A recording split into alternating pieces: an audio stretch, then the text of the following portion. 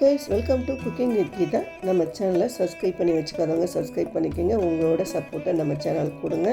வாங்க கைஸ், என்ன பண்ண போகிறோங்கிறத உங்கள்கிட்ட ஷேர் பண்ண போகிறேன். நான் பண்ண போகிற ரெசிபி வந்து ப்ரெட் அல்வா தான் பண்ணலான்றிருக்கேன். எப்போதும் ப்ரெட்டை வந்து டோஸ்ட் பண்ணியிருப்பீங்க.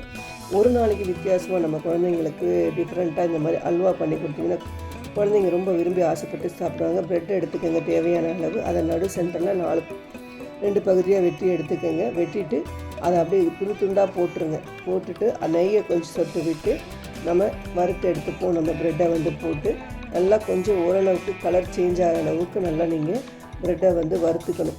அப்போ தான் வந்து வாசனையாக நம்மளுக்கு சாப்பிட்றதுக்கு டேஸ்ட்டாக செம்மையாக இருக்கும்.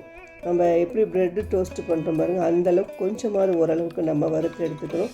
வறுத்து எடுத்ததை ஒரு தட்டில் எடுத்து ட்ரான்ஸ்ஃபர் பண்ணிவிடுவோம். பாருங்கள், நல்லா வறுத்தாச்சு. அதுக்கப்புறம் எப்படி பண்ண போகிறோம் அப்படிங்கிற சொல்ல பாலை விட்டுக்கோங்க. 1 டம்ளர் அளவுக்கு பால், நம்ம ப்ரெட்டுக்கு ஏற்ற மாதிரி பால் இருந்தால் தான் உங்களுக்கு சூப்பராக இருக்கும். அப்புறம் ஏலக்காய் தூளை போட்டுக்கோங்க. உங்களுக்கு லெசன்ஸ் ஏதாவது வேணும்னா வெண்ணிலா லெசன்ஸ் இந்த மாதிரி தேவைனாலும் ஊற்றிக்கலாம் ஒரு ஃப்ளேவருக்கு.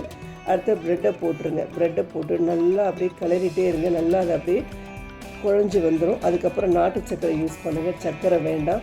நாட்டு சர்க்கரை போட்டால் உடம்புக்கு நல்லது. சர்க்கரை வந்து அவாய்ட் பண்ணுறது பெஸ்ட்டு.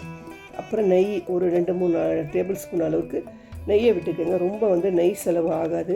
அப்படியே கலரிட்டு எடுத்து போட்டிங்கன்னா சட்டுன்னு சிமிட்டுற நேரத்துக்கு அப்படியே சட்டுன்னு ஒரு அல்வா ரெடி ஆகிடும்.